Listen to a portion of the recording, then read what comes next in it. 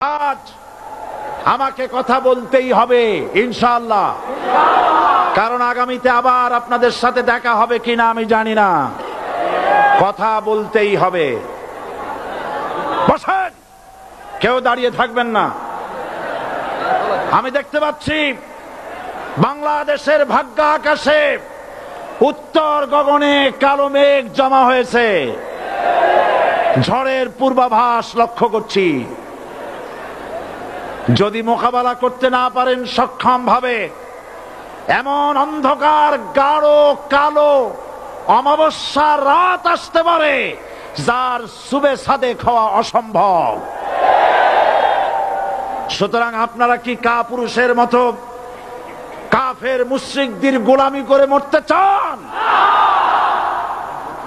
বিড়ালের মতো 500 বছর বেঁচে থাকার কোনো লাভ নাই। সিংহের মতো 1 ঘন্টা বাঁচতে চাই। আমাদেরকে বলা হয় সাম্প্রদায়িক উস্কানিমূলক কথা নাকি আমি বলি। পত্রপত্রিকা দিছে না তারা? সাম্প্রদায়িক উস্কানি কথা, সাম্প্রদায়িক উস্কানিমূলক কথা বলি। সেই জন্যই বোধহয় শত শত মুসলিম আমাদের কাছে এসে মুসলমান হয়। মানুষে আর বোকা বানানো যাবে না। যাবে কি? আর বোকা বানানো যাবে? তারপর বলছে কি, এরপরে বলছে আমাকে বলছে রাজাকার। শুনে রাখো চট্টগ্রামের লক্ষ লক্ষ জনতা, পার্লামেন্টে যখন আমাকে এই কথা বলা হয়েছিল, আমার পার্লামেন্টের কলিগ জাফরুল্লাহ চৌধুরী সাহেব বসে আছেন এখানে, হ্যাঁ, জাফরুল ইসলাম চৌধুরী বসে আছেন পাশে, প্রধানমন্ত্রী সুদ্ধা, অন্তত 3 শতাধিক পার্লামেন্টের সম্মানিত সদস্যরা সেদিন বসা।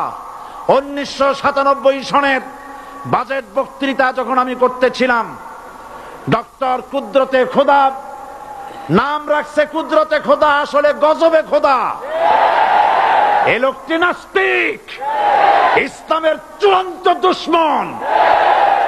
তার প্রণীত শিক্ষা ব্যবস্থার যখন সমালোচনা করছিলাম, ট্রেজারি বেঞ্চ থেকে আমাকে বলা হলো রাজাকার। আমি আমার সমস্ত শক্তি একত্রিত করে বলেছিলাম শুধুমাত্র হিন্দুস্তানের রাজাকারেরাই আমাকে রাজাকার বলতে পারে। আমি বলেছিলাম 1973 সন পর্যন্ত আমি বাংলাদেশের কোন রাজনৈতিক দলের নেতা এবং কর্মী ছিলাম না। আমি রাজাকার নই। আমাকে রাজাকার বলে যদি তাকেও প্রমাণ করতে না পারে 10 কোটি টাকার মানহানি মামলা দায়ের করব। আমার এই বক্তব্য সারা দুনিয়া শুনেছে। পার্লামেন্টে আমার এই বক্তব্য রেকর্ড হয়ে আছে। সেদিন 3 শতাধিক পার্লামেন্ট মেম্বারের কেউ আমার চ্যালেঞ্জ গ্রহণ করেন নাই। যে কোনো ব্যক্তি পার্লামেন্টে গিয়ে আমার বক্তৃতা দেখে আসতে পারেন। এরপরে 1997 সনের 7ই অক্টোবর দৈনিক জনকণ্ঠ পত্রিকা যখন আমার বিরুদ্ধে লিখলো, সেই পত্রিকায় সাইদির ওপেন চ্যালেঞ্জ 8ম পাতা, 1997 7ই অক্টোবর, এত বড় 2 কলমে হেডিং। সেখানে আমি বলেছি বাংলাদেশের সকল সাংবাদিক, গোয়েন্দা বিভাগ, বাংলাদেশের সকল বুদ্ধিজীবীকে আমি আমার পিরোজপুরে আমন্ত্রণ করছি। আমার উপস্থিতিতে যদি কেউ প্রমাণ করতে পারে বাংলাদেশের স্বাধীনতা যুদ্ধের বিরুদ্ধে আমার কোনো ভূমিকা ছিল, সজ্ঞানে স্বেচ্ছায় জাতীয় সংসদের সদস্য পদ থেকে পদত্যাগ করব। 3 বছর পার হয়ে গেছে, আজ পর্যন্ত কেউ এই চ্যালেঞ্জের মোকাবেলা করে নাই। সুতরাং আমাকে যারা রাজাকার বলবে তারা পিতৃ পরিচয়হীন অবৈধ সন্তান। 1971 সনের, শোনো মুসলমানেরা, 1971 সনের কোন কাদা সাইদির গায়ে লাগে নাই। আমাকে রাজাকার বলে জনগণ থেকে বিচ্ছিন্ন করবা, জনগণ থেকে আমারে বিচ্ছিন্ন করা যাবে না। কারণ এই জনগণ আমার জন্য আসে না, এই জনগণ আসে আল্লাহর কোরআনের জন্য।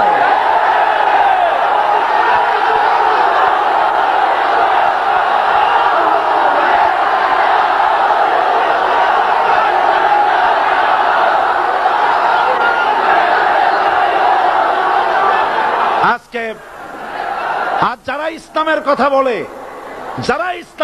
বলে, তারাই রাজাকার, তারাই মৌলবাদী। মৌলবাদী বললে আমরা অসন্তুষ্ট হই না, কারণ মৌলবাদী শব্দটা আসছে মূল থেকে। মৌল শব্দ এসেছে মূল থেকে। মূলবাদী তার মানে যারা মূলে আছে। মূল হলো কোরআন, মূল হলো হাদিস, মূল হলেন আল্লাহ, মূল হলেন আল্লাহ রসুল। আমরা আছি মূলে। এখন বলেন তো মূলের শক্তি বেশি না আগার শক্তি বেশি? আমাদের যারা মৌলবাদী বলে ওরা হলো আগাবাদী। মূলে আছে কত কোটি? 12 কোটি। মূলে আছে কত কোটি? আর আমাদের যারা মৌলবাদী বলে ওই থাকো গাছের আগায়, আমরা মূলে। লাভালাভি বেশি করবা না, 12 কোটিতে গাছের গোড়া আসতে নানা দেবে, মামু বাড়ি দিল্লি গিয়ে পড়বা, বাংলার জমিনে জায়গা হবে না। এ কথা বিশ্বাস করো। বাংলাদেশের মুসলমানদের শরীরে এক বিন্দু রক্ত থাকতে শয়তানের তৈরি করা ধর্ম নিরপেক্ষ মতবাদ বাংলার জমিনে কায়েম হতে দেওয়া হবে না, হবে না।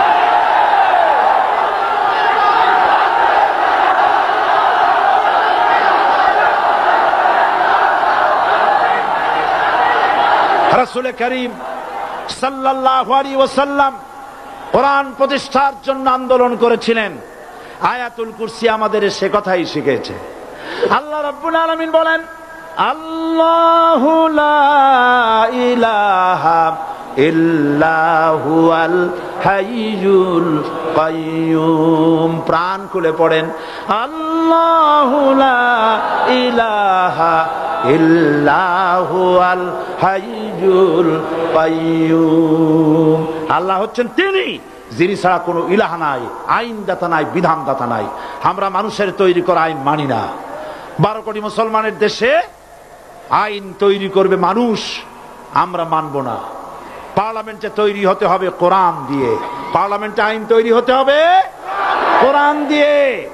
সুতরাং ভয় যতই পান আর যতই ষড়যন্ত্র করেন, 4 দল যখন একত্রিত হয়েছে, ঐক্যবদ্ধ থাকবে, সরকার ঐক্যবদ্ধভাবে গঠন হবে, নির্বাচন ঐক্যবদ্ধভাবে হবে এবং কোরআন হবে, আল কোরআনের পার্লামেন্ট হবে বাংলাদেশে।